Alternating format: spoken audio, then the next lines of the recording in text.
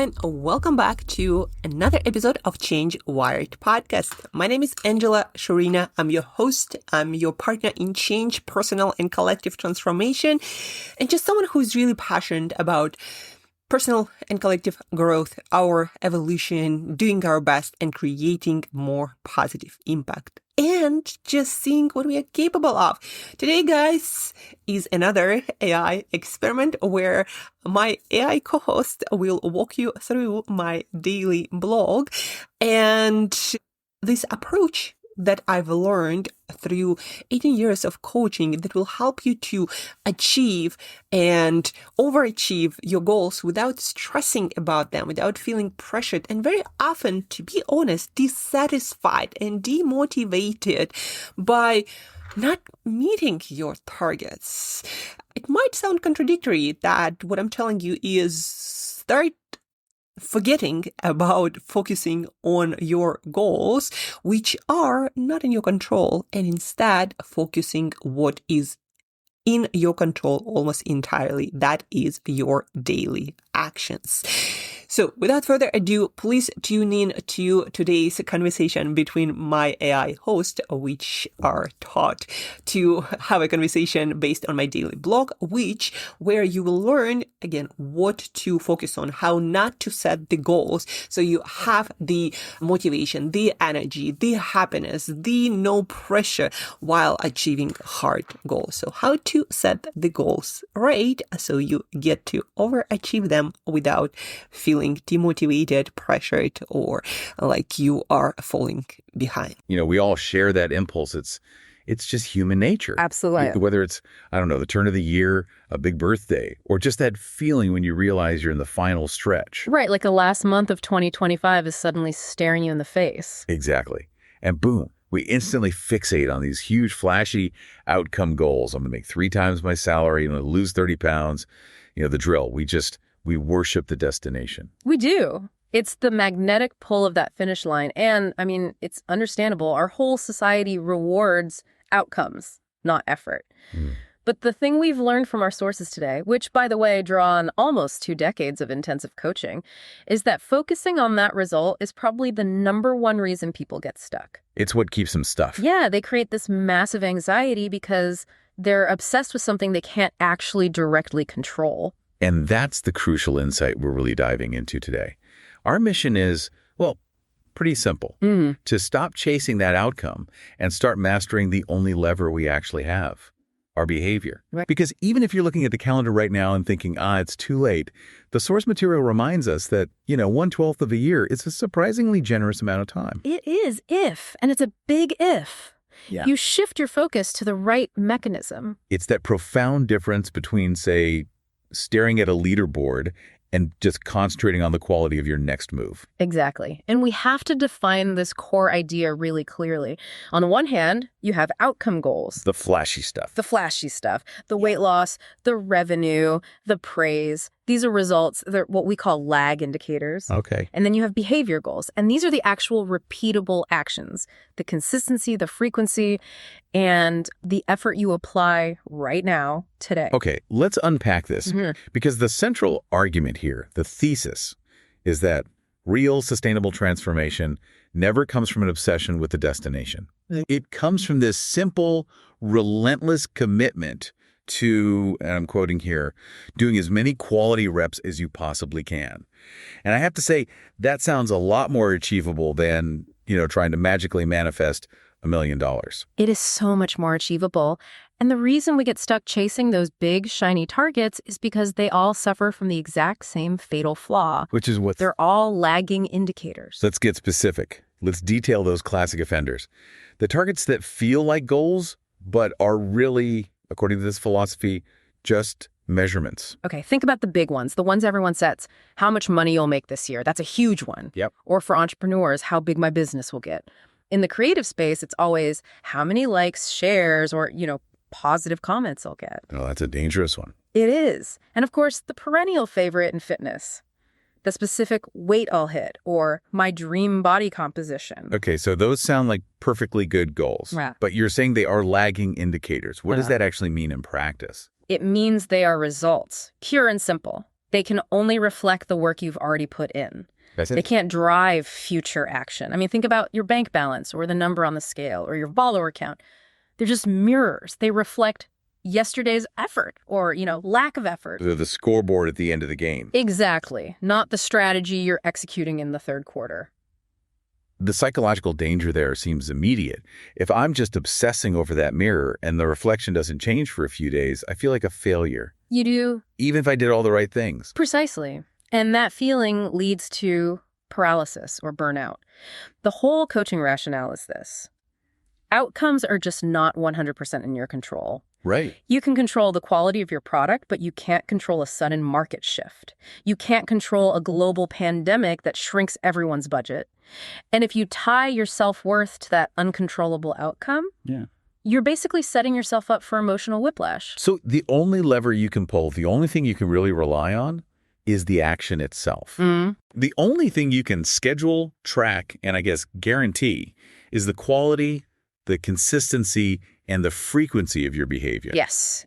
You have to distinguish between leading indicators, your behaviors, which predict the future, and the lagging indicators, the outcomes, which just measure the past. So if my goal is to grow my business, The lagging indicators, revenue, sure, but the leading indicators, that's stuff like making 15 cold calls a day or publishing one really well-researched article a week, things you can actually do. if we connect this to the bigger picture then, it sounds like we have to stop letting ourselves get emotionally paralyzed by these targets that are just inherently out of our immediate reach. That's the truly liberating step. You can only grab the next action, the next behavior. You can't just reach out and grab $1 million outcome right now. Not at all. And we spend so much energy worrying about it. Instead of stressing about your target weight for next month, just focus on the behavior you can literally schedule for 6 a.m. tomorrow. Like a 45-minute workout. A 45-minute strength training session, whatever it is. The Source's philosophy is you have to accept the randomness of the world and anchor your effort in things that happen on your calendar, not things that depend on, luck or external validation. This moves us into what the Source describes as this really profound internal change that happens when people finally make this shift. There's a moment when your attention moves from the anxiety of getting something to the clarity of doing something. The Source says something just settles. It creates a powerful psychological anchor. I mean, when you stop chasing success, chasing validation, chasing applause, that whole chasing mentality, and you start focusing entirely on just executing the task in front of you, the creating mentality, you become radically grounded in the present. You're not waiting for luck anymore. You are generating reality with your own effort. Here's where it gets really interesting, for me at least, this creation mindset. It forces you to ask new, better questions. So if my outcome goal was, say, be a famous writer, I might spend all day just checking my stats online.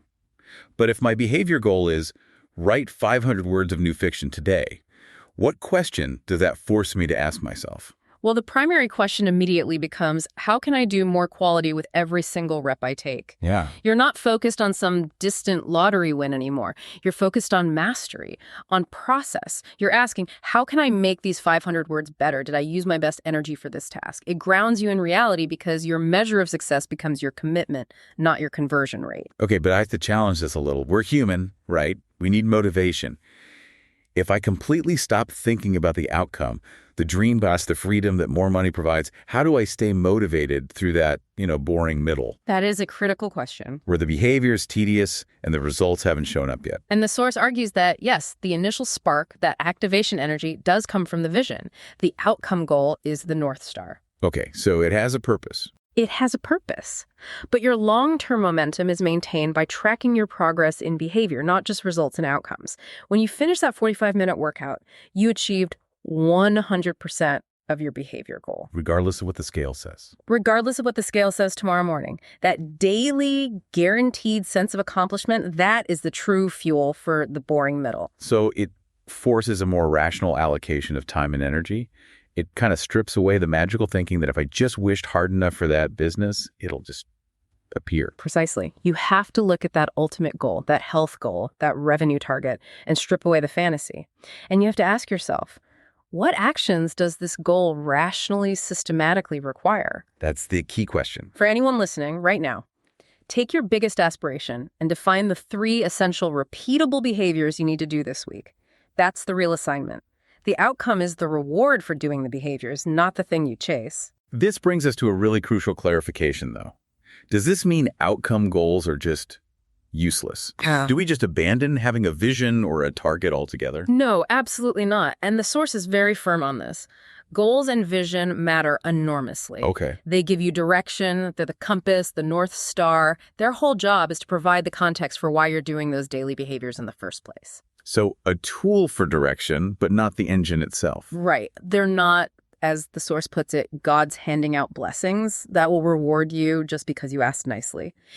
If you worship the goal itself, the revenue number, the specific weight on the scale, you become inflexible. You risk taking shortcuts. You become brittle. You become brittle. Yeah. When life inevitably throws you a curveball, the idea is you check the compass every so often to make sure you're still heading north, but you have to keep moving your feet by taking that next step. Okay, so let's get practical. Let's talk about the method the source recommends for actually integrating both of these things, the long-term vision and the immediate effort. It's a two-step process. It is. Step one is what's called the realistic assessment. You have to look at your outcome goal and determine the required commitment. You ask the question, given my goals, realistically, what actions, how much effort, and how often do I need to show up to reach them in the time frame I've chosen? It's a sober, objective analysis. It has to be. If you want to run a marathon in 6 months, you need to commit to a real training schedule, not just, wish for better cardiovascular fitness. And after that assessment is done, step 2 is maybe the hardest part. Yeah. Psychologically, it's called the release. Yeah. Once you've defined the necessary behavior, you let it go.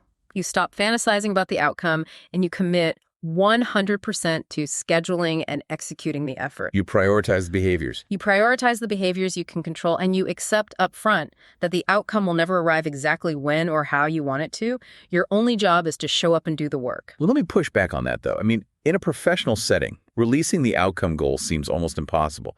My boss, my shareholders, my clients, they all demand results. If I truly release that revenue target, how do I maintain the professional rigor I need to actually hit it? That's a brilliant point, because we do live in a results-driven world. And the source addresses this by saying the release is internal, not external.